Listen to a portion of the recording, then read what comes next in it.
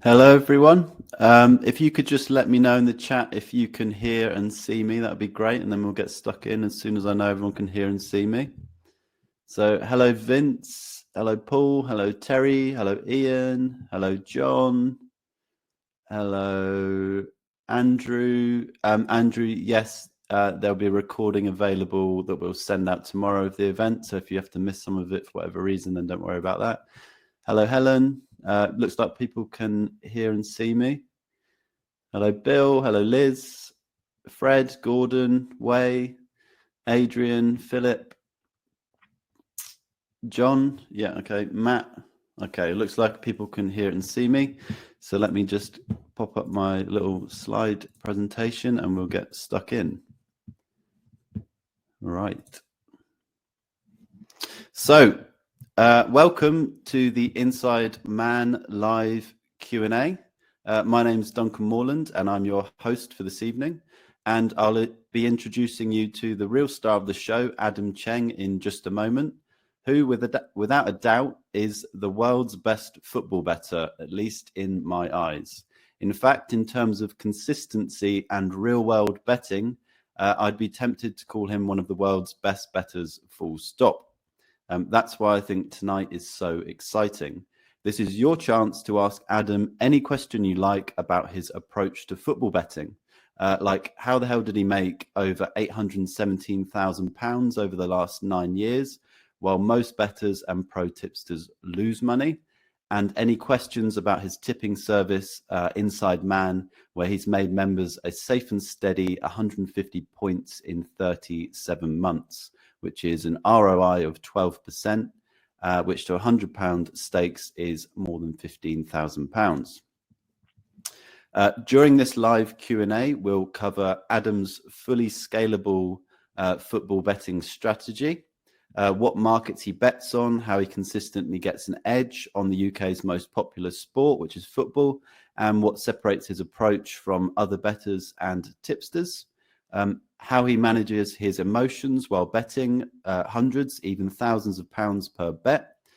You don't bet on behalf of a high-end bookmakers like he used to, or win consistently for 9 years solo without learning to manage your emotions. And here's a clue: Adam believes wholeheartedly in the laws of probability, and how he literally makes thousands, even tens of thousands of pounds each month without getting restricted by bookmakers. Plus, because this is a live Q&A, you'll be able to ask Adam any question you like about his approach to football betting or his tipping service, Inside Man. Also, by attending this evening, you'll get an exclusive free tip from Adam, usually only available to paying members of his service, and the chance, if you're interested, to lock in Inside Man membership at its current low price before it goes up next week. Plus, get currently exclusive access to the in-depth football betting course I produced with Adam, called Adam Cheng's Football Betting Masterclass, even for 50% off the usual price. We'll talk more about that after the Q&A. But first, before we bring on Adam in just a moment, I just want to quickly give you 6 reasons why I think he's such a special bettor. So reason number 1 is Adam made over £817,000 over the last 9 years personally from betting. So here's the lowdown on Adam's extremely impressive personal track record. Since he started recording his personal bets in 2014, he's made over £817,000 in the last 9 years. That works out at about £90,000 per year. He's had out of 98 months, he's had 83 winning months, which is a monthly strike rate of 84%. And he uses this money to support his wife and 2 kids. Adam is betting is his full-time profession. He doesn't have anything else on the side. Number 2, Inside Man has made members 150 points in 38 months. Here's the lowdown of the track record and some nice pictures to hammer it home. Since it launched in January 2020, Adam has made Inside Man members 150 points in 38 months, an ROI of 12%. To £10 stakes, that's £1,500. To £25 stakes, that's £3,750. And to £50 stakes, that's £7,500. And to £100 stakes, that's £15,000, all tax-free. Adam recommends a small bank of 30 points, which is basically him shouting, "I'm super confident in these bets." And as proof of this, the Inside Man's strike rate is a very stable 52%. Number 3 is betting is in Adam's blood. Here's the Cliff Notes version of Adam's lifelong history with betting. He started betting as a teenager with help from a friend's bookmaker father. He earned a master's in sociology of sport at university. He's a former odds compiler at high-end bookmaker FitzDares in Mayfair, London. He became head of football trading at the firm and started proprietary trading for them, which basically means he was betting with the firm's money. As I mentioned, he's made more than £817,000 over the last 9 years from his personal betting. And he's run 2 successful tipping services, including his current one, Inside Man. I've just been over how well that's performing. Number 4, expert independent reviewers love Adam. Maybe that's because Adam made Gold Profits reviewers 25 points in 6 months. That's an ROI of 11%. They concluded Inside Man makes money, and they gave it 100% pass. And Adam made Make Money Forum reviewers over 12 points in 30 days, which is an ROI of 30%. They concluded Adam provides genuine value and the potential for long-term profit at a third of the price than other tipsters. So number 5, why I think Adam is pretty special better. Inside Man members love Adam too. So here's some feedback from Inside Man members. Paul M says he's very impressed. Chris S says it's very easy to find the bets, and we'll talk about that in the Q&A. Neville M says impressive analysis from Adam, and Peter S says he's made a good profit. And as you can see, here's a little montage of screenshots from the Inside Man Telegram community, including praise from 2 pro tipsters, Mel G of First Class Racing and Neil Shah of NS Bets. Okay, so reason 6, Adam is so bloomin' generous, he's going to share an exclusive free tip with you tonight. This free tip is usually only available to paying Inside members, but available to live Q&A attendees just this once too. It will be time urgent, so best placed ASAP. In other words, make sure you stick around until the end of the live Q&A to get the tip. And we'll give you a taste of Adam's bets in the real world, e.g. how easy they are to get on and just how profitable they can be. In other words, he's putting his money where his mouth is tonight. So make sure you stick around until the end of the Q&A for that. Right, so that's everything I wanted to cover. Let's bring Adam on. So Adam, are you there? Can we hear and see you is the question. Hello. There you are. Okay, so if we can just check, can everyone see and hear Adam? Adam, how are you this evening? Did my thanks, intro? Mate. Yeah, very good. Yeah, pleased to be here. Hello, everyone. So can everybody hear and see Adam? Testing. So, just wait a moment. So yeah, Liz can hear you and see you. Mark can hear you and see you. Brilliant. So what we're going to do is I've got a few questions to throw at Adam, but if anybody else has questions, just stick them in the chat. There's a slight delay, so we'll have to wait. So yeah, if you've got a question for Adam about football betting or the service, then just stick it in the chat. So we might as well get stuck into the Q&A, Adam. Yeah, go ahead. And my first question is, are you really the world's best football bettor, like I've been saying? I don't know. I mean, that's for you to say. But yeah, I mean, it's I'm pretty good, I would say. Yeah, based on my record and my sort of history. It's kind of always been there with me since I was very young, taken to football. Yeah, to watch Ipswich Town when I was young, from when I was 4, and just always like watch football, obsessed with it basically when I was young. Then just going to university and basically studying betting markets, more horse racing, and then getting my job at the bookmaker in London.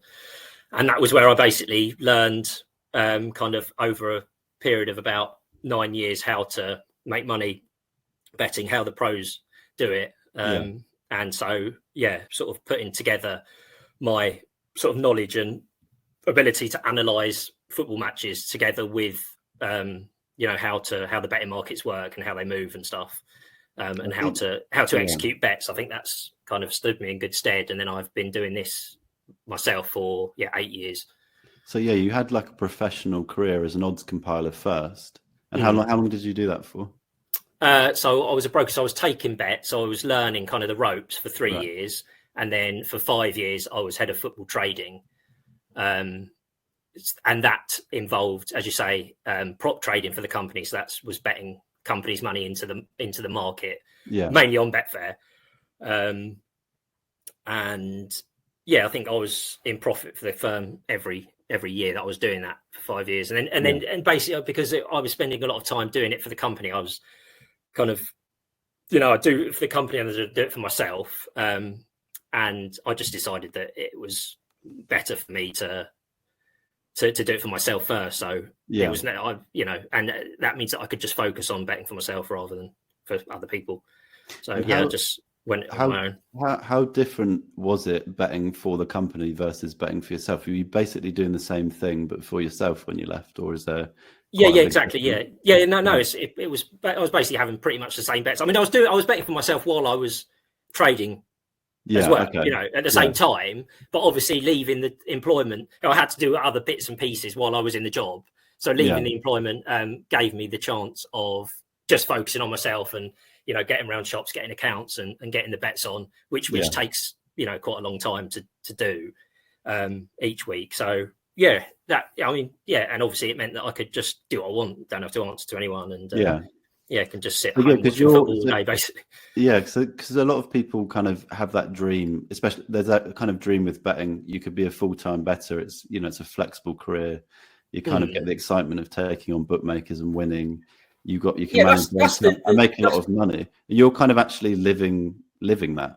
That's what's good about it as well. It's like fun, and it's like I see betting as it's like one big game, basically. Right. Okay. Yeah. But rather than playing with chips, you're playing with real money. But it's essentially like one big puzzle to solve. Yeah. Okay. I'm quite competitive, and I like the idea that you're pitting your wits against and knowledge and abilities against people that are kind of think that they have the same sort of abilities as you have. Yeah. Well, that's you've got to try and basically get ahead of them. So be it other punters on Betfair or odds compilers at bookmakers. You're basically playing against those other people, and hopefully you come out on top. Yeah.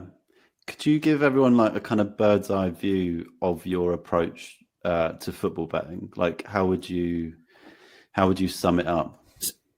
Well, so my approach is basically watch as much football as possible. Okay. I'm just sitting watching football all day, basically.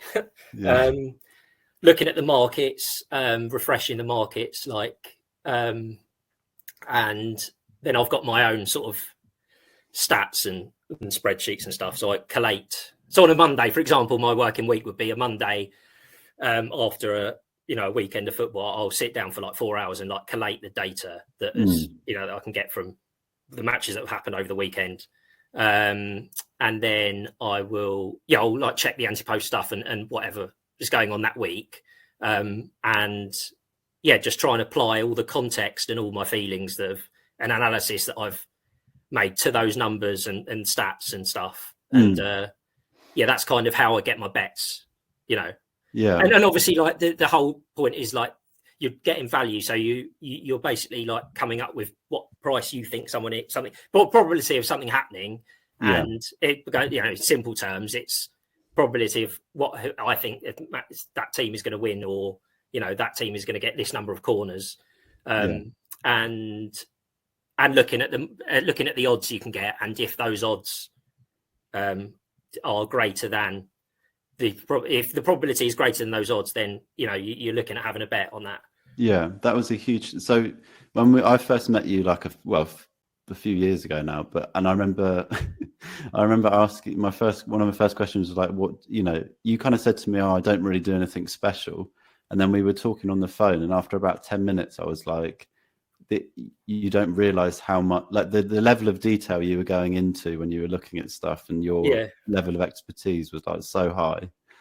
And I guess it's I'm used to normal. It, yeah, exactly. It's something you're living and breathing every single day, and it's been your professional career. So you kind of pricing up a market, you're doing it essentially professionally from your home, like you would have done like at work. Whereas it's very different from the average person, like trying to do the same thing, I guess. Yeah, I suppose so. Yeah, and because of the experience, like I can kind of do it quite quickly. Yeah.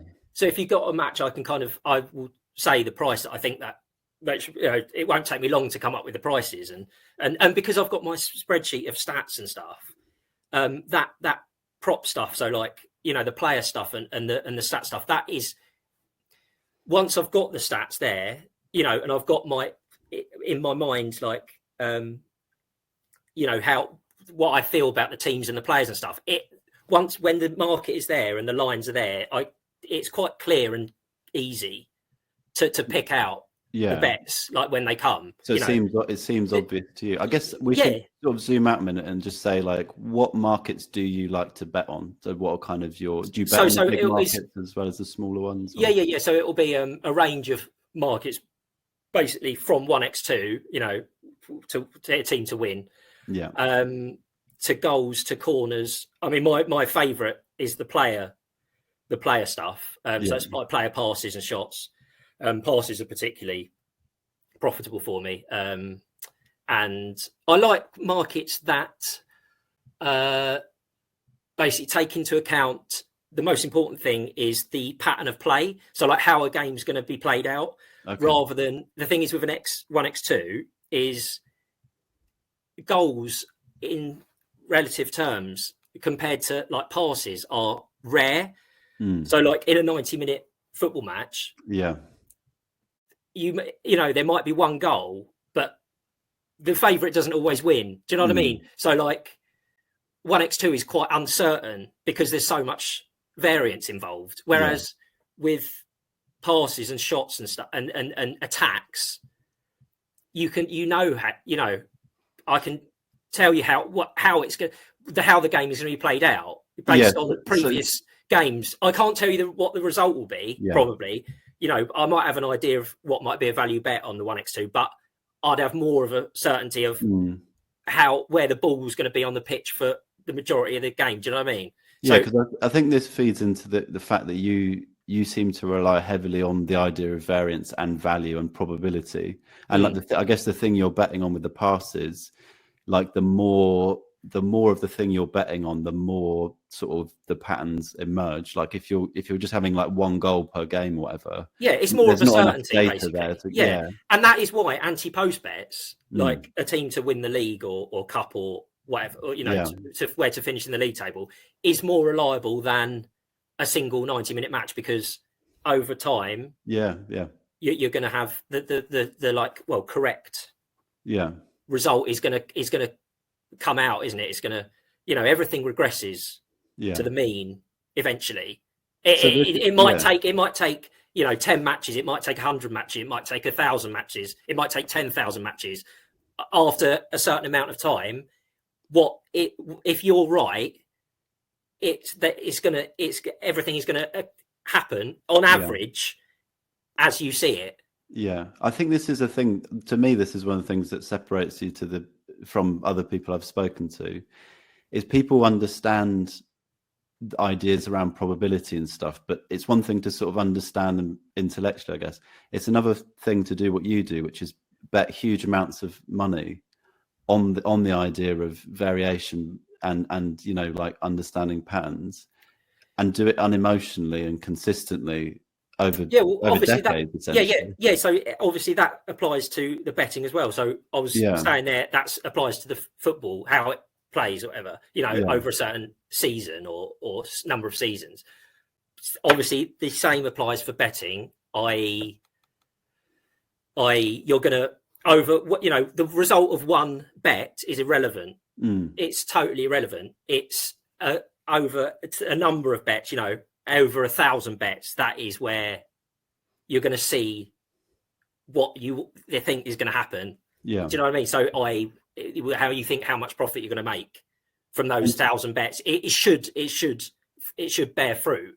So do you get emotional do you feel emotional betting day by day, or is it literally like that for you where you're just kind of able to just no you can't, you've got to take emotion out of it. Okay. And I think you obviously enjoy it, and when you get a winner I celebrate the goals and really enjoy it, but in terms of like winning and losing a bet, it's neither here nor there whether you lose or win a bet, a single bet. It's over a year I'm interested in, or a month, so that's the major thing about betting. You've got to take emotion out of it. If you've got an edge, you're going to have an edge long term. You won't, it's, and that's the case with each individual bet.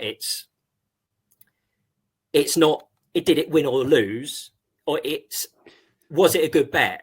Yeah, I think that's one of the things that I found crazy as an amateur is you would say, even if you thought one team would win over another, it's not about that. You would bet on the bet that had the most value. So if Liverpool and Arsenal were playing and you thought Arsenal would win, but the value was on Liverpool winning, yes, that would be where you take the bet.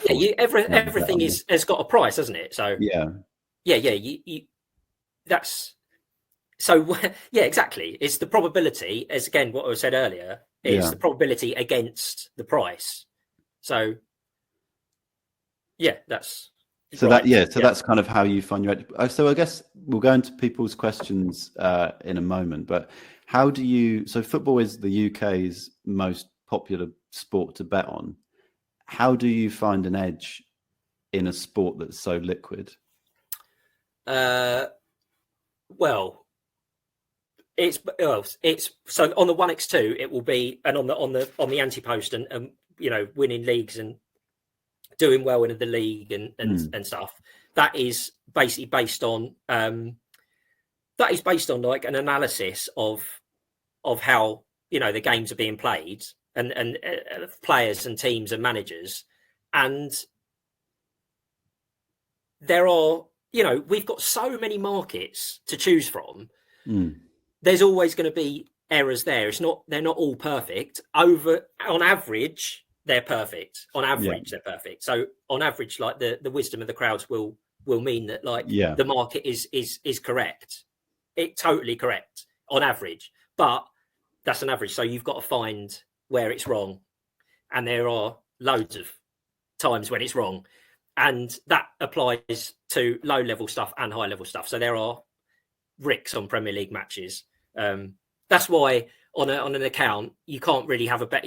Bookmakers don't want to take bets on a Monday for the next Saturday's game because a compiler's come up with a price and your price is different to theirs, and they might be wrong. And the market hasn't formed yet, so there's always opportunities there. And then obviously on the less liquid stuff, like the stat stuff, that is basically you against another person or group of people in the same position as you, i.e. they are pricing something up. Yeah. And so you're basically playing against them in a game, as I said again. And as I said, you're picking and choosing. You don't have to, they have to basically price up everything, don't they? Yeah. So that's a massive thing. That's a massive thing, because if they were pricing up everything and we had to have a bet on everything, we'd lose overall, even if we're very good, because the margin's in there and there's not going to be a rick every time. They're going to be right the majority of the time. But if you can sort of see and pick and choose where they're not right, that's where we make hay. So in a way, like the size of the football markets can actually benefit you because you've got so much to pick and choose from. You've got those smaller markets. and also it's good, because there's more. It's more liquid, and because it's high level. Like my bets are kind of Premier League, Champions League, Championship. It's bookmakers don't think that you can have an edge on that stuff, so they're happy for you to bet and kind of. So have bigger bets. Whereas, like, if I was betting on like the Swedish second division, there's absolutely no chance of of getting anything on, because they know, oh well, he obviously knows what he's talking about, But on the Premier League, he's not going to know what he's talking about more than us. Yeah. So that's the advantage we have. Like, they think that betting on the Premier League is a mugs game, basically. Yeah. So this feeds into so one of the first questions we've got is from Michael. And he says, did you place bets with all the leading bookmaker firms, and how many have closed down your accounts? So that kind of feeds into that. So how do you make money full time from betting without getting restricted? Like, I guess part of that is, are you saying it's easier to bet on football without getting restricted than other sports? Oh yeah, football's the easiest sport to bet on without getting accounts closed. And Premier League is like, you're basically not going to have your account shut on if you just limit yourself to Premier League stuff, pretty much. They will be restricted. Obviously, you can't have like $6,000 to win 5 on a player passes, but they'll show you a bet.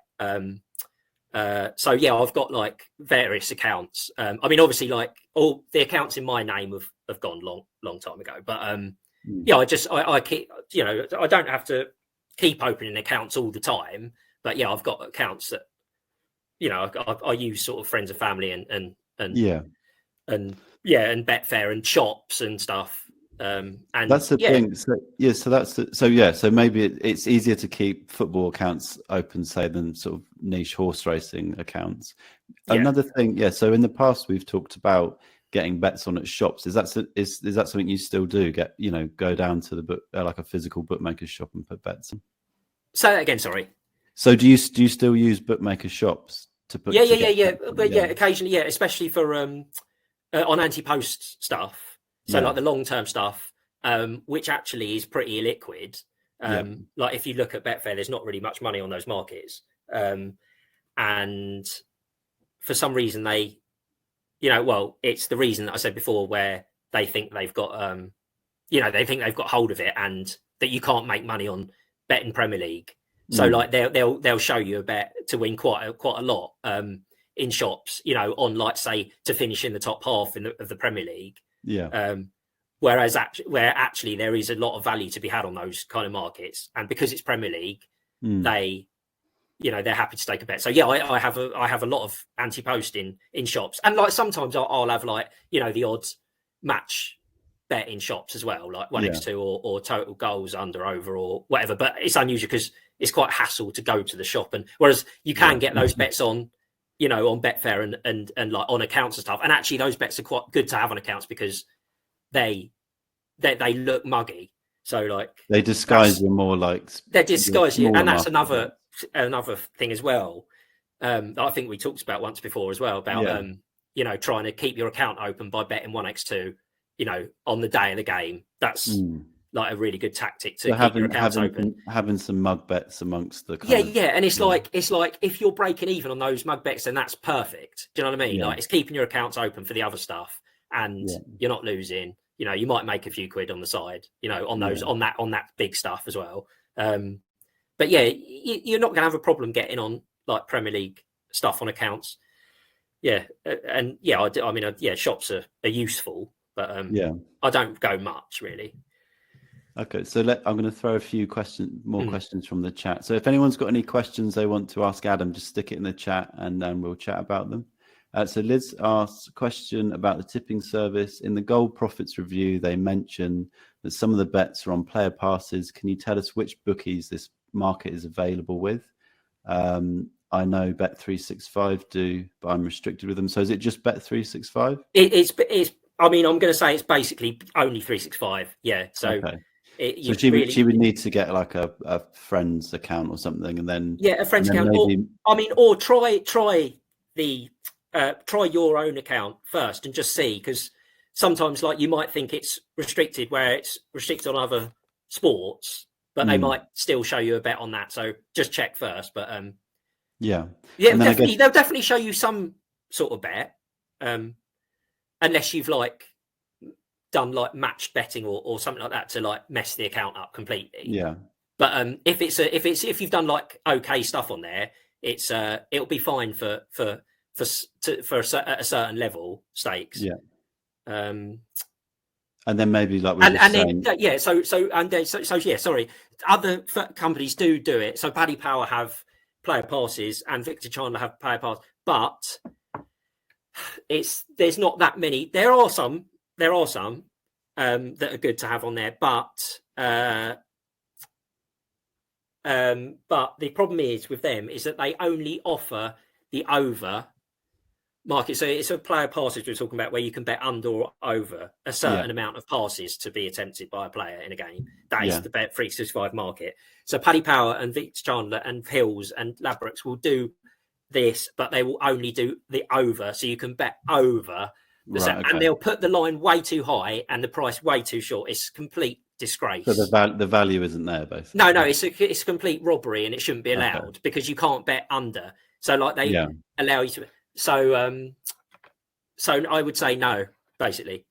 There are sometimes yes, but no overall. Okay. Yeah. So you probably need a Bet 365 account. Yeah. So Derek asks, do you bet on Betfair? I think he's basically asking, do you bet with bookies and on the Betfair? Yeah. Everywhere I can get on, everywhere. Everywhere. Yeah. And Adrian says, do you vary your stakes based on the edge you have, and what is your risk of ruin percent? Have you heard of risk of ruin before? Yeah, sort of. The thing is, staking is a weird one, because basically with the good bets, I'm trying to get on as much as possible. So there isn't like, I don't follow a rule for staking, because there's an upper limit to how much I can get on anyway. Do you know what I mean? So like I just have like the maximum. So yeah, that's another thing that I remember you talking about before, is I guess you're betting with large amounts now. You've built up to that over many years. Yeah. So but in terms of like the question about staking is like, you need to, obviously the key is to bet amounts that you are comfortable with. Obviously don't bet, you hear it every day of the week, but you don't bet more than you can afford to lose. But you want to maximize the value. So you want to try and have as much as you can on, but you also need to recognize that there are going to be losing runs. So you need to have enough of a bankroll to absorb those losing runs. Like, for example, if you had 10 losing runs in a row, would you lose everything? Like, you can't be in that position. Basically, you need to stake like consistently. Like, you can't, do you know what I mean? You can't, when you start winning a little bit, you can't then jump up your stakes. And similarly, you can't like, have all in on something just because like you're due a winner. There's a lot of stuff about staking. Like the Kelly criterion is quite a popular one for gamblers to use. So it's basically the Kelly criterion is, it takes into account the edge that you have, i.e. what price you think something is different to the price that is available to you to take. So it takes into account your edge. It takes into account the price it is, and it takes into account your bankroll. So it will stake a percentage of your bankroll, which basically means that when you've got a bigger edge, the stake will be bigger. And when you start to grow your bank, your stakes will also get a bit bigger as you go. There's a lot online about it. I don't know the exact like mathematical formula. So it's maybe a good place for people to start. If If you kind of Google criterion, Google the Kelly criterion, then it's there. That's a good place to start, I would say. I mean, level stakes are fine as well. Level stakes are fine. So, you know, I remember when we spoke before. You know, when you're talking about increasing stakes, you were talking about increasing stakes after a year or like quite long-term periods. So I think it seemed that like that long-term view as well there is like you don't have a good month and then you're ramping up the stakes, you know. No. Yeah, you keep it consistent because there's a bad run around the corner. So you've just got to basically be consistent and that's what I'm saying. Like, level stakes are fine.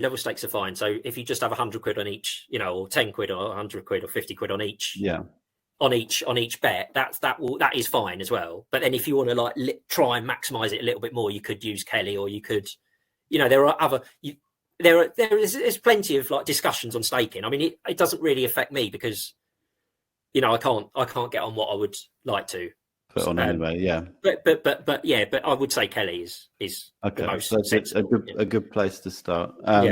So I'm going to throw some more questions at you. So Bill has asked, have you a favorite league to bet on?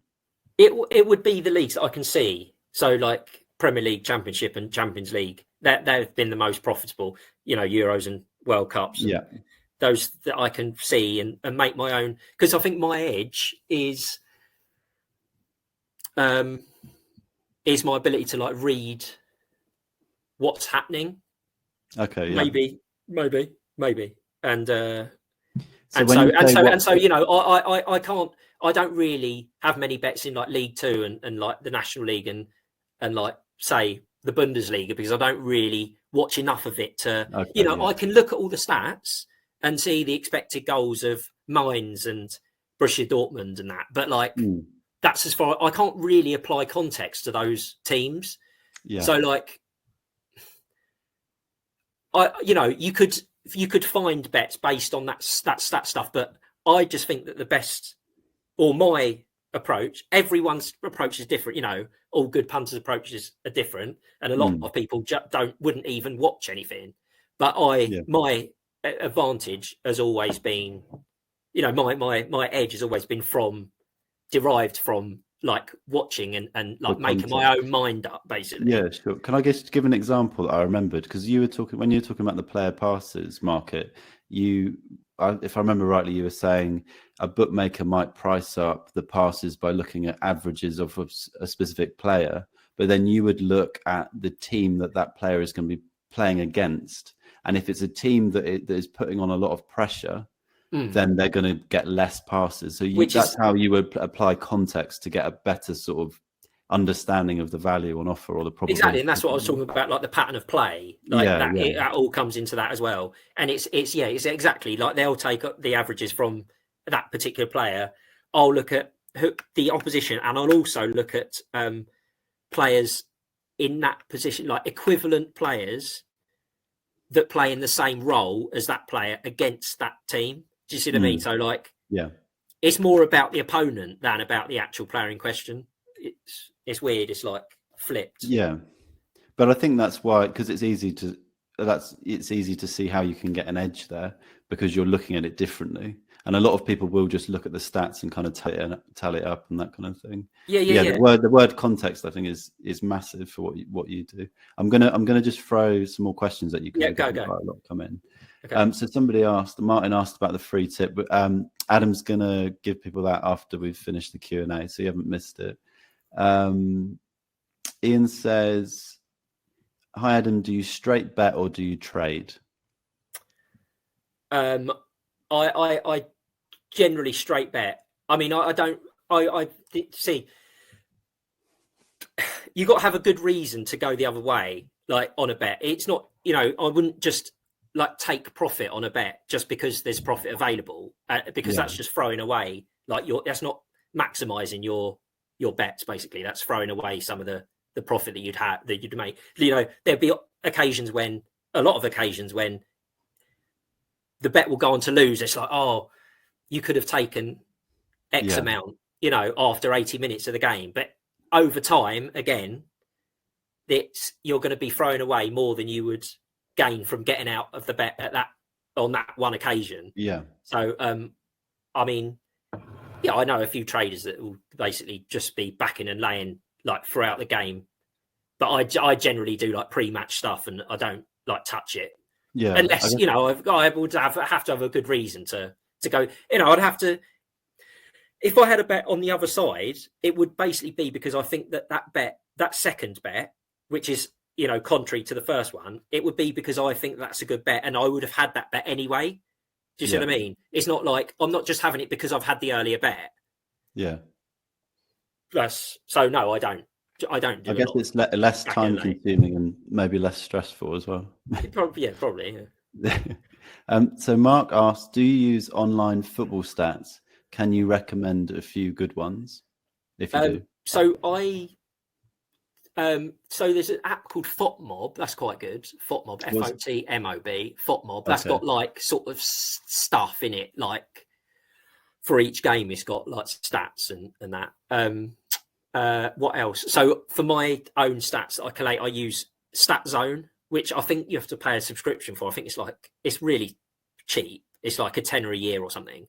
But that basically gets everything from Opta, which Opta is the adjudicator for all these bets. So like all the 365 bets and all the bookmakers bets is come from Opta. The result comes from Opta. So obviously using because sometimes some stats places will have different they will have got their information from a different source. So like sometimes you can get a bit confused with like, is that accurate or not? If you're using, so you want to be looking at what the bookmakers are looking at. Yeah, you want to be looking at basically Opta, anywhere that's from Opta, that gets their data from Opta, which is there's quite a lot of sources that get their data from Opta, but it needs to be Opta because that is what the bookmakers use. So StatZone has like all the dashboards and like, so you can really like learn a lot actually about like players and like teams and stuff like and like tactics. I think I remember downloading that app, and it's very visual as well, isn't it? Yeah, it's brilliant. It's really good. It's really clear, and you can really get some good like info on that. So FOTMob and StatZone would be the two kind of top ones. Think of looking. Like Who Scored is all right as well, but it's the website's a bit like it's a bit ugly, the website. But that's kind of got Opta data on it as well, and that does like all the games. Going down to League Two, actually, I think it does now. So. And do you use spreadsheets and stuff to sort of collate? I know you did when we spoke a few years ago. Do you that's what you do on a Monday. Yeah, you kind of that's just the Premier League stuff. Yeah, because then you've.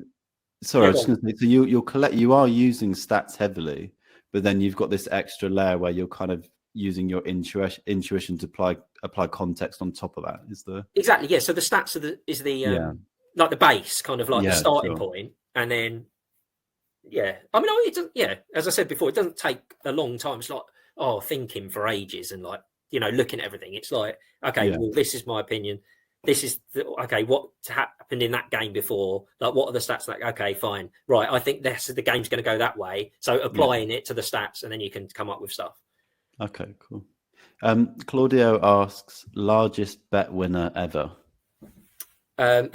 If you remember. So it was probably when Newcastle won the championship. I think it was like 2019. I think it was. That was like a 55 grander. Right. Okay. That was because that was a good one because I had like other selections that had won going on to this like final day showdown between Newcastle and Brighton, who would win the league. And it's a long story, that one, but Brighton basically so basically Newcastle had to better Brighton's result on the last day of the season. Right. Okay. And Brighton were away to Aston Villa. Newcastle were home to Barnsley, I think it was. Newcastle had their job done, so they won 4-0. So basically, you needed Brighton to fail to win at Villa, and Brighton were 1-0 up with 11 men against 10. So you're thinking, Brighton have won the league. Yeah. In the last minute, or with 5 minutes to go, Villa have a shot, and the Brighton keeper lets it through his hands. Right. And scenes in my living room. Yeah. So and, dramatic. That was what? 55, dramatic. That was 55,000. Yeah, because I had other selections going onto it that had already won. So that was the biggest one. Definitely. So an annual salary in a all tax free as well. Cheers. Yeah. So John has said that he's assumed lines, as in prices, get crushed when you put on a bet because you're betting with such big amounts. But BetChat Josh has clarified that a lot of the markets we're betting on are very liquid, so that's not happening. Yeah, no, fine. Yeah, bets can be on Betfair. So next question is John. Have I got a bit dark here? Do I turn the light on? You have a bit, yeah. If you've got. Yeah, there we go. Let me see. No. Sorry. No, it's all right. Don't worry. So how so he says, where would you go to learn more about game reading in play? I mean, I guess that's just doing it, isn't it? Years of kind of developing. Well, I wouldn't really have a place where like to kind of read about, I don't know, analysis of stuff. There probably is stuff out there that like really analyzes the tactical. I mean, there's stuff on the Athletic website which delves quite deeply into like tactics and stuff. Yeah. So that might be an interesting place to. There's some interesting stuff on there. I guess one of the things. I mean, when we sort of made this course together, and we talked a lot about your approach, and I guess it is just trying to think outside the box a bit in terms of the word context. It's like, okay, well, what are the stats showing me? How are the bookmakers pricing this up? What extra context can I? I think that's where the edge is, isn't it? Yeah, it's like it's basically stuff that like isn't anywhere else. I think that's the key, isn't it? Basically, yeah. Because if it's somewhere else, they'll know about it. Yeah. So I think you've got to make your own. I don't know if you have time to kind of watch as much as you can and make your own kind of mind up about stuff. You know? Yeah, I guess you're that's my living, edge anyway. Yeah, and you're living and breathing this like every week. That's it. Yeah, for decades is the reality as well, isn't it? So I'm just going to keep throwing questions in because we've got quite a lot. So Anthony says, as you bet mostly on the Premier League, does the service close for the summer, or what do you bet on when the Premier League's not in action? Well, obviously it'll be Euros or World Cup if there is one. If there isn't, which is so this summer there isn't one, is there? I don't really know. There might be some. Is there a Copa America? There might be like an under-21 Euros or something. But generally, no. We're looking ahead to ante-post stuff for the season after. But there are bets. There might be bets like I tend to sort of keep betting. On whatever's going on. But sharing that, and you share that. You share. This is a question we've not had, but are you sharing the majority of your bets with the Inside Man service, or is it kind of? Yeah. No, most of them will. Yeah. I mean, there'll be bets that I'll have that are like nearer to kickoff. Yeah. Based on team news, which I won't because it's not fair to put stuff up late, Yeah. But like, but generally, it will be most of my kind of, like, so for example, I'll look through everything on Friday for a few hours and I'll get my bets on and then, send them across. So it basically pretty much all of them. I mean, I also spread bet a bit, and I don't really. Yeah, that's different. It's almost like a different thing. Yeah, that's kind of So none of that probably. Yeah, well, we'd have the occasional one of those, but not that many of those. But the sort of the bread and butter. Yeah, it's share it. Craig asks, do you match bet outsiders often to keep your 365 account open given the stakes you bet? I'm not quite sure what that means. Outsiders? I mean, response to that, I wouldn't say that betting outsiders is outsiders. I wouldn't say betting outsiders is like. I'd say betting favourites is more muggy if you're talking about being muggy. So. I think I think that's maybe what he's saying. So what he's saying is, do you try and lose? But you're saying, I guess what he's saying is, you try and throw in some losers, but you're saying betting on favourites makes you appear less knowledgeable. Basically. Yeah. No, I wouldn't try and throw in losers. No, I'd try and bet on. markets that they would consider to be mug business, i.e. 1x2, be it favourite or underdog. But I would still, those bets would still be, bets that I think are good bets. Yeah, but it's just that they're more like muggy looking. So I try and put in as much of those on new accounts as I can. But on that though, the favourites and outsiders thing is like, as I say, like it's more muggy to bet on favourites. I would say that, like, if I was working as a trader and we had a client that basically bet on outsiders more, that would set up red flags more than betting on favourites, because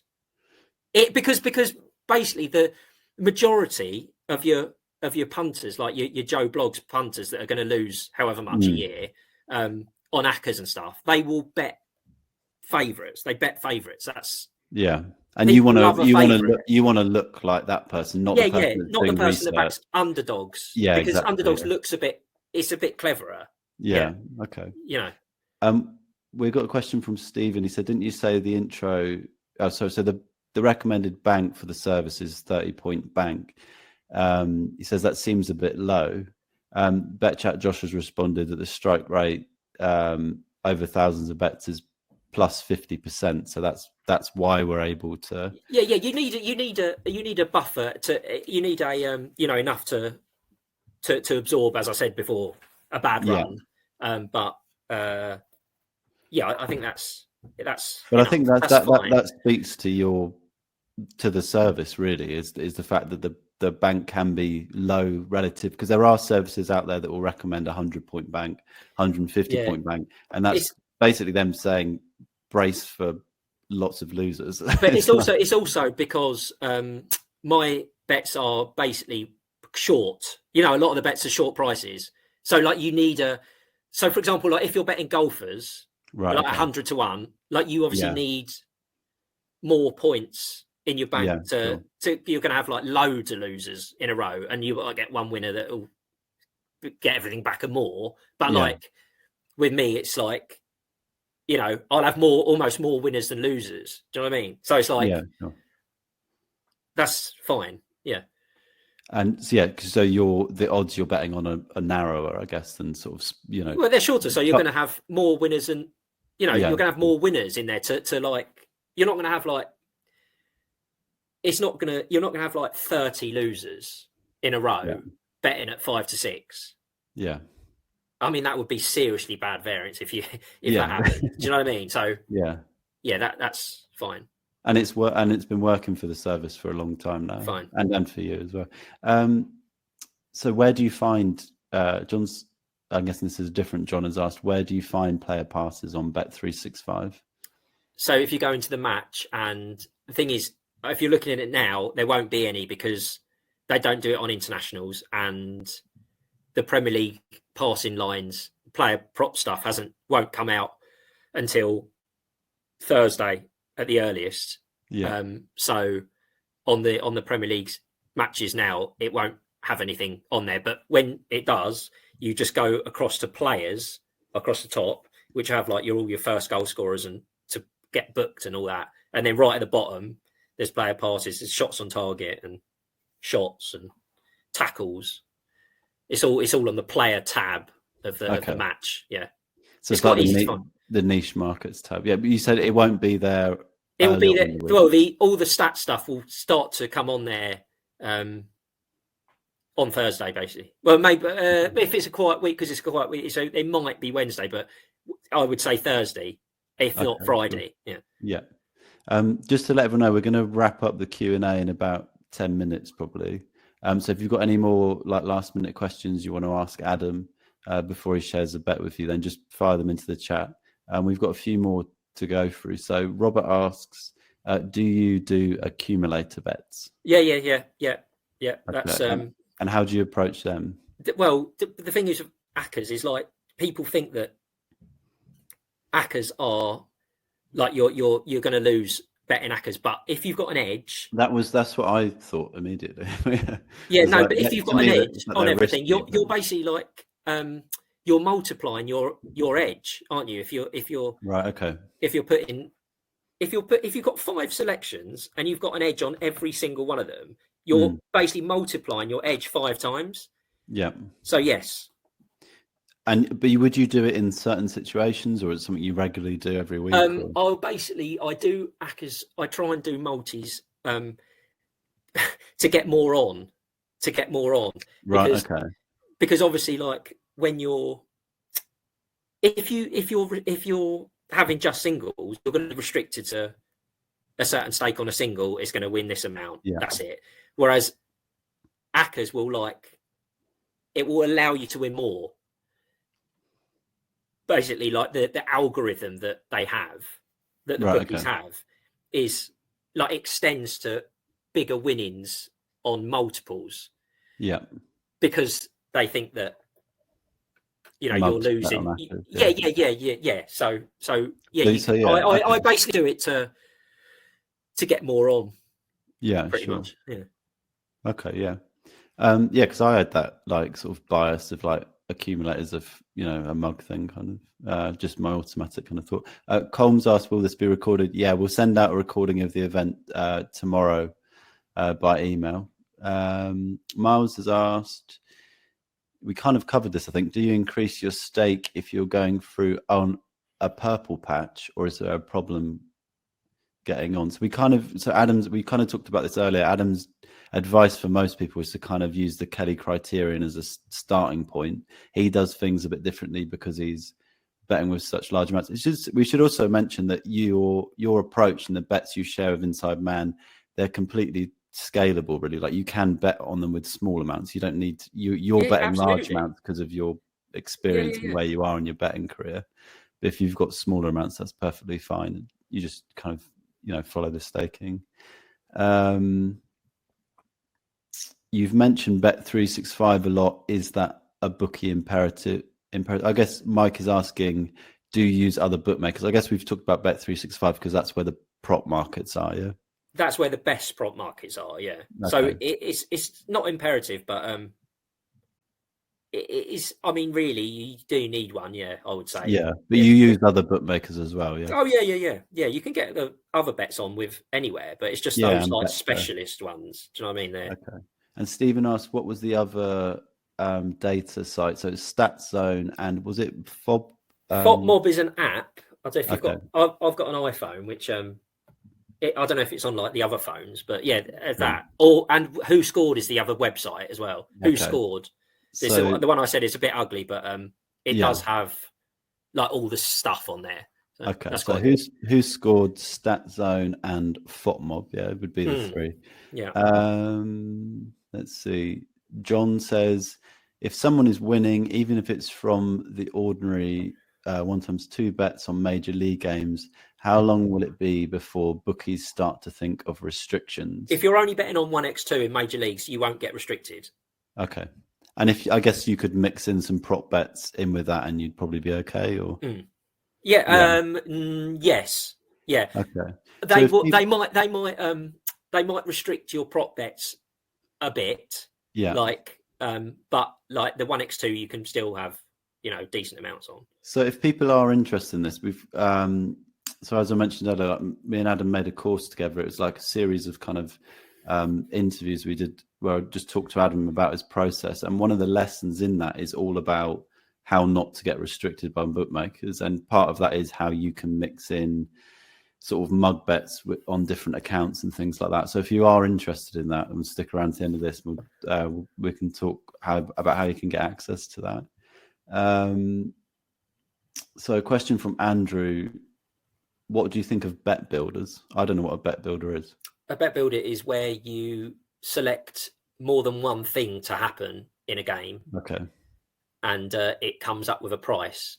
Right. So a couple of things. So with the bet builders, the price will be short, as in like it will be shorter than it should be.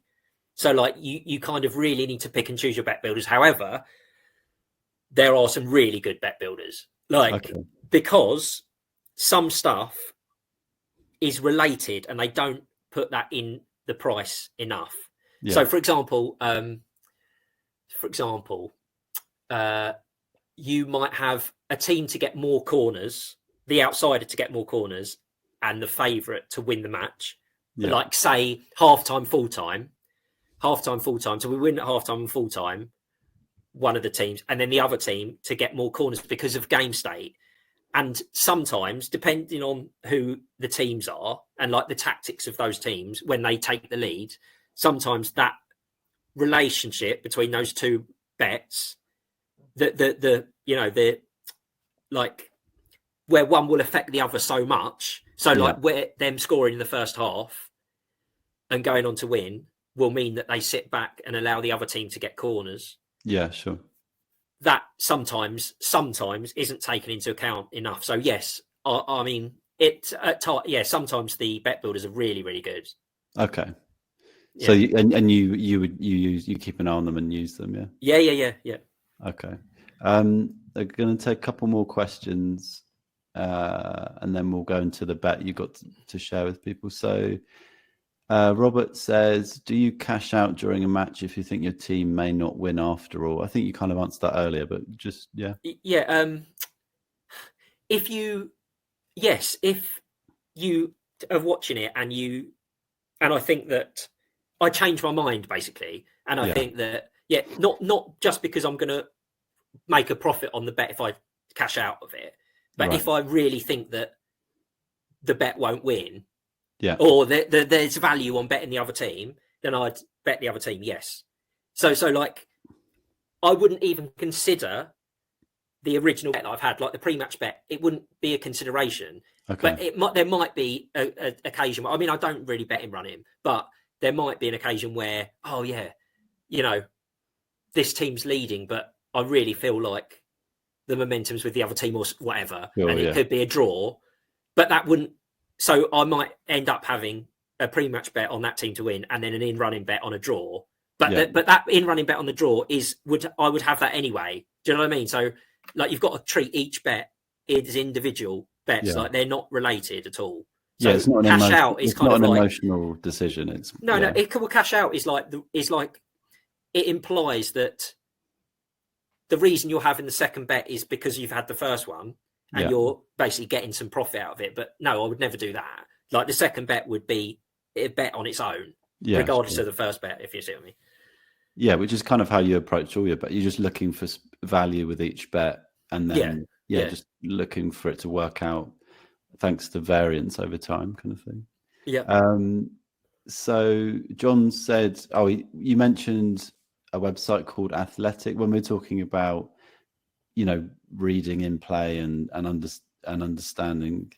Yeah, it doesn't talk. There's no betting stuff on there, but it's just the Athletic. I think it's a page you have to pay per month, a subscription, but like it has articles. It's basically journalism.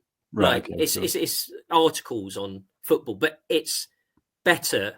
Well, it's supposedly better than, I think it is better than like your newspaper articles. Sure, yeah. So the analysis of it's deeper analysis, like longer articles, and like you might have like tactical stuff with a journalist that is like all he does is do tactic stuff. Yeah, and that's quite you've got specialists on that stuff. Yeah, it's you can read some interesting stuff on that. Yeah, so the Athletic.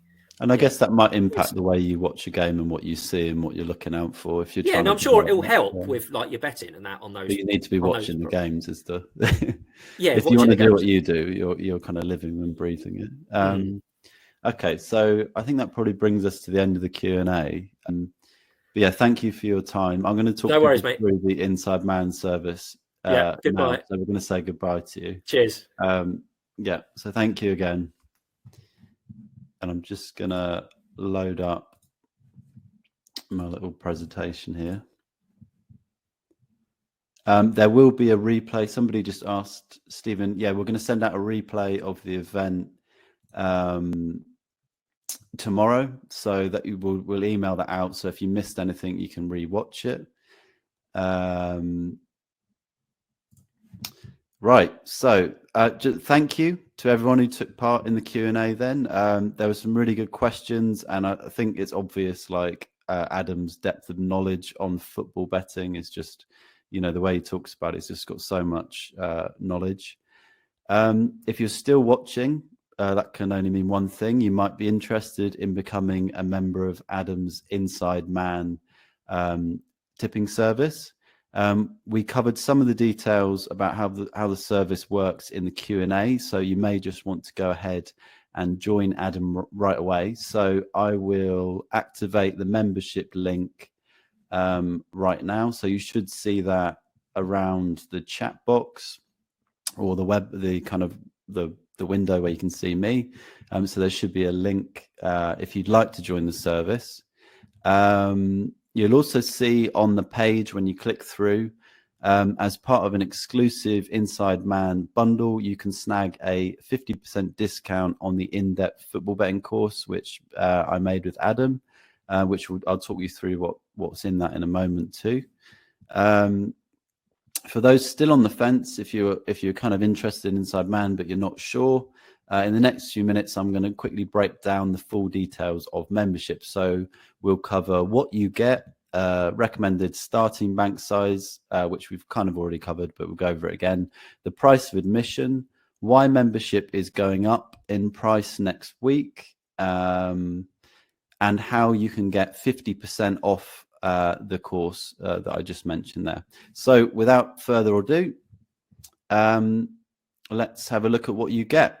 You get two main things with your Inside Man membership. Number one is Adam's tips, and number two is access to the Inside Man Telegram community. So first up, let's have a look at Adam's tips, which, just a little reminder, made 150 points in 38 months, which is an ROI of 12%, or turning £100 stakes into £15,000, and that's tax-free because this is betting. Adam's tips are delivered via both email and Telegram, and you can usually expect tips several times per week. His bets are on various football markets, including big ones like win markets and number of goals, and also niche markets like player passes and player performance, like we just spoke about in the Q&A. He also covers all major tournaments, including the Euros, and when it comes around, the World Cup. Another benefit is that because we're betting on football, the prices generally hold for Adam's tips. In other words, it's easy to get on the bets at the price Adam recommends, which also means the service track record is a real representation of what you could have made. Right, so that's a bird's eye view of Adam's tips. And next up, we have the Inside Man Telegram community. This is a huge part of the service because it's where you can go to celebrate winners with your fellow members and Adam, chat about football betting or football in general with everyone who's in there, and get direct access to Adam. In fact, this is the only place you can chat to him one-to-one and ask him your football betting questions. Right. So here's that montage, a little screenshot montage that I showed you earlier of some pictures from the Inside Man Telegram community. And it includes praise from two pro tipsters, Mel G of First Class Racing and Neil Shah of NS Bets. So let's talk recommended starting bank size. As we've covered, Adam recommends a 30-point starting bank. So to make this work, you'll want to start out probably with about a £500 starting bank. This would make 1 point stakes around £16 and 2 point stakes around £32.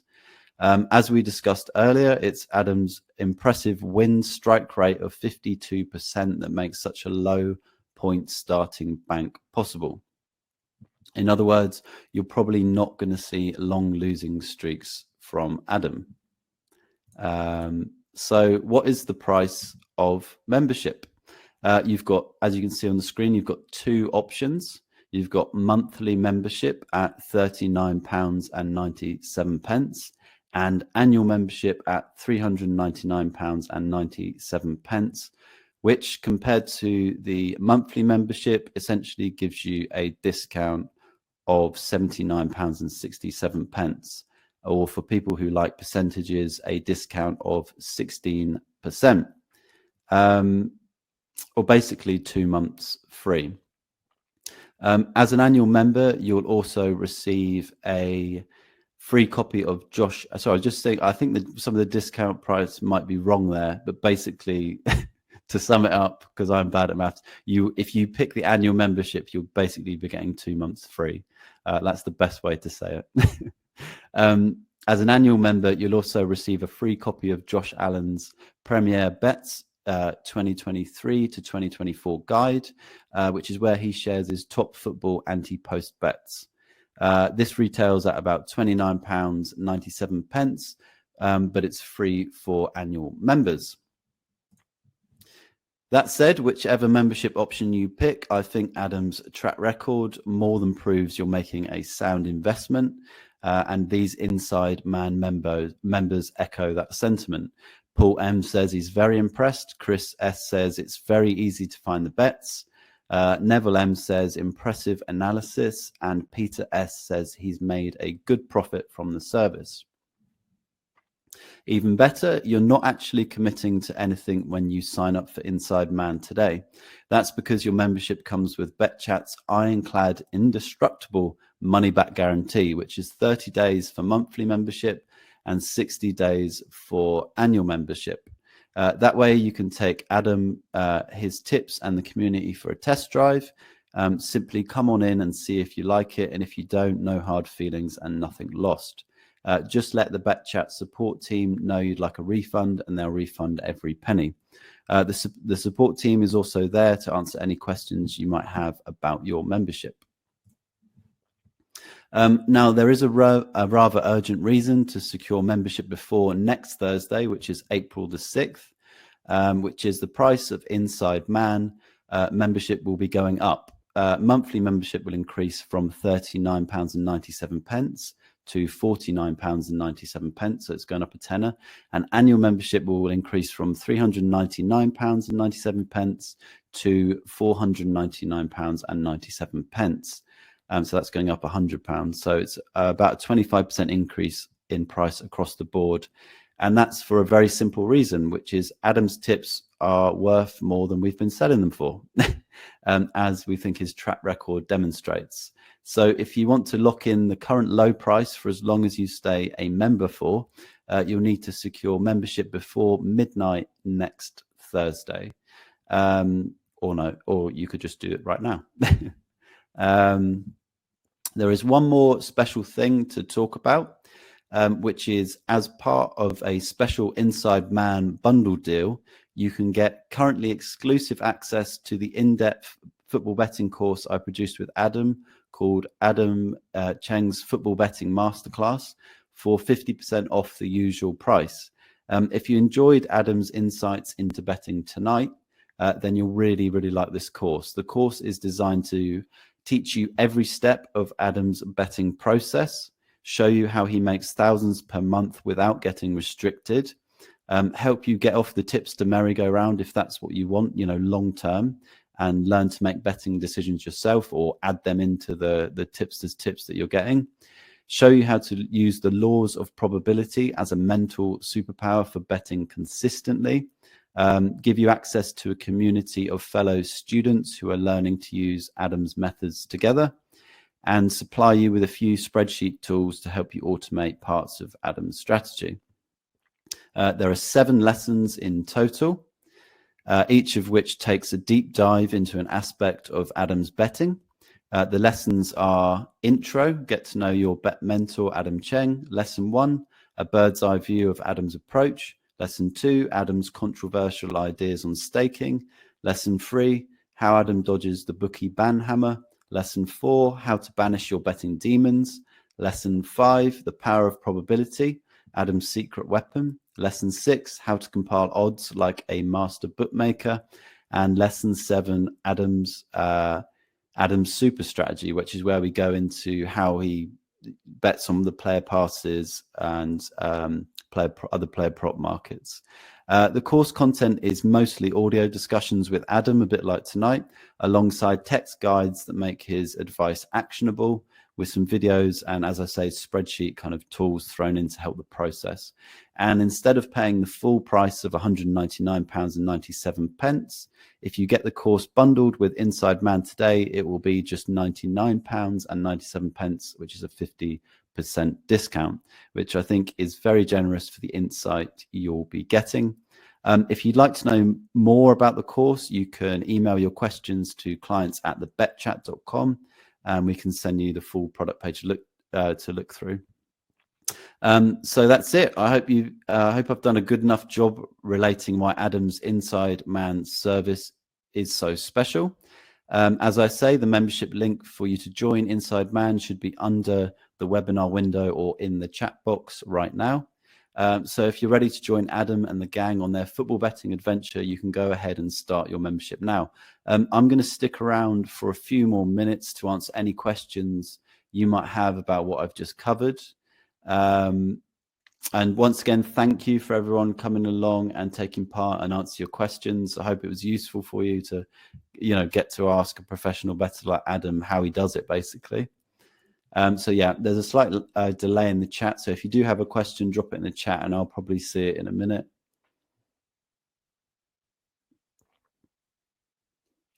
Yeah, any questions about the service or, the offer, I'll try to answer. Let me see if I can get the...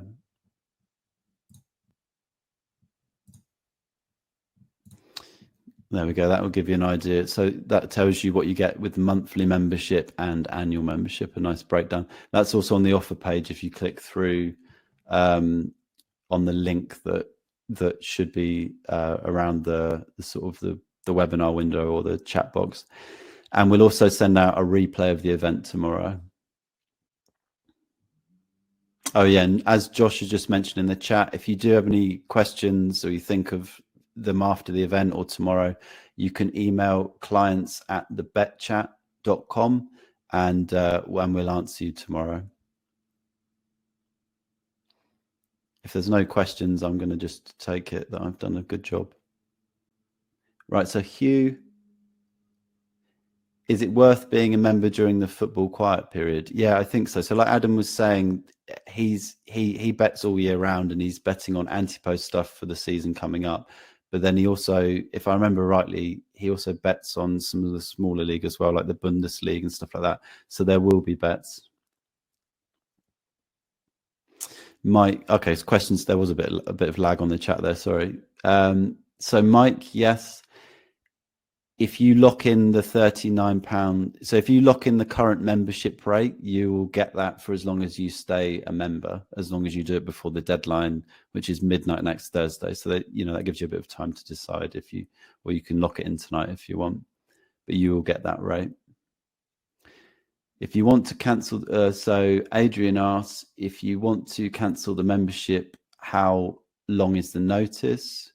As Josh has just said in the chat, no notice period. You just email before you're due to renew, and the guys will give you your refund and cancel you.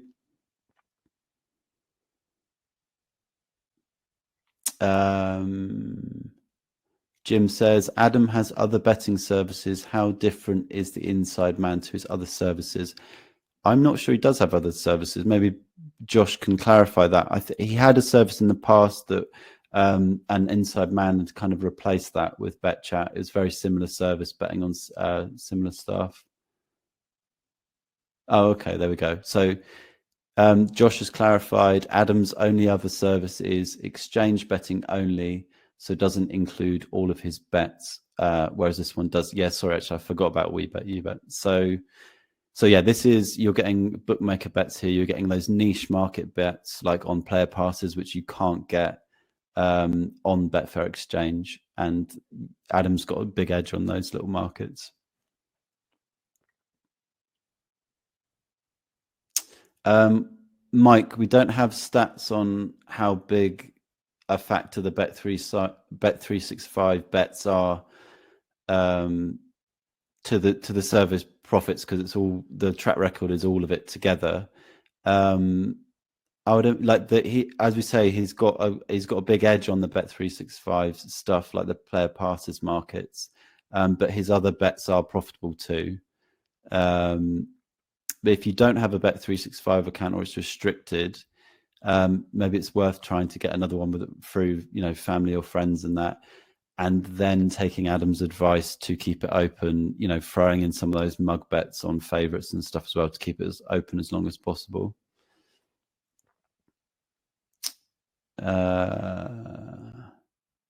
So Jim's asked about the WeBet UBet service. That is different because that's Betfair only. It's also been running for a much shorter period than Inside Man. Inside Man's been going for 38 months now, and the track record is 150 points up, an ROI of 12%. WeBet UBet is if people don't know, it's a bot orientated service. So it basically uses Betfair Exchange. So this is different. Jim's asked how much input do clients have. I would say if you mean input, like it into the bets Adam is choosing, I'd say none. He's doing his research and then sharing that with you. If you mean like sort of interacting with Adam and other people on the in the service, then the Telegram group is really live, and there's always chat about what's going on in there. Mike, Josh might be able to sort you out with a link to the Betfair service, or you can email clients@thebetchat.com. I think our live event software runs out at an hour and a half, so I've got about 4 minutes to keep answering your questions. So I'll just keep going till the clock hits the timer. So if you've got any last minute questions, let me know and I'll try and answer them.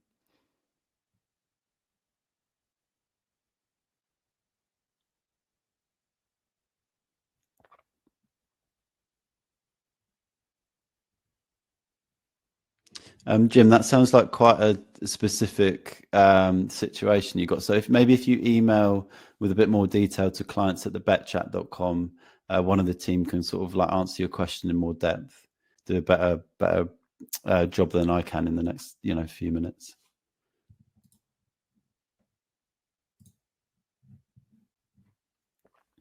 And let us know if you want us to do another Q&A with Adam, because I feel like his ideas on probability and stuff like that we could talk for another hour on, because the way he approaches it is quite unique.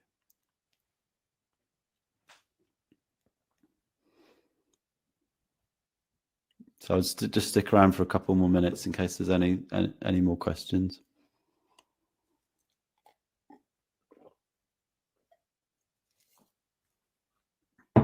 Just noticed I need to water my plants after this. They are not looking healthy.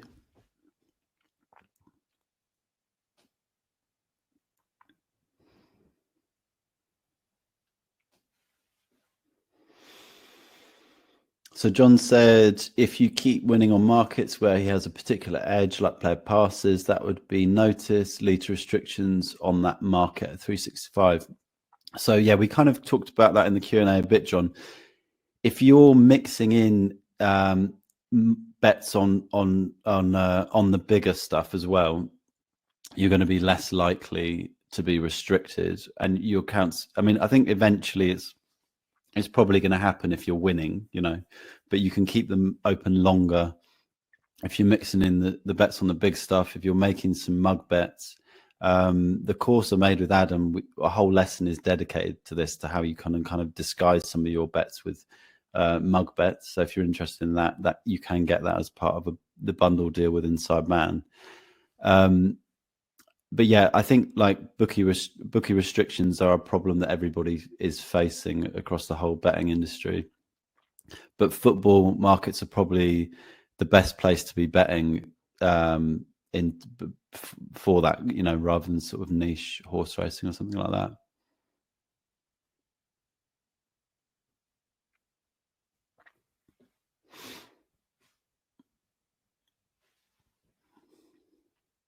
Right, I think we're probably running out of time. So I just want to say thank you again to everybody for taking part in the Q&A. I hope Adam's insights were helpful to you all. If you have any questions, please email us at clients@thebetchat.com. and I hope you all enjoy the rest of your evening. Okay, so take care and bye.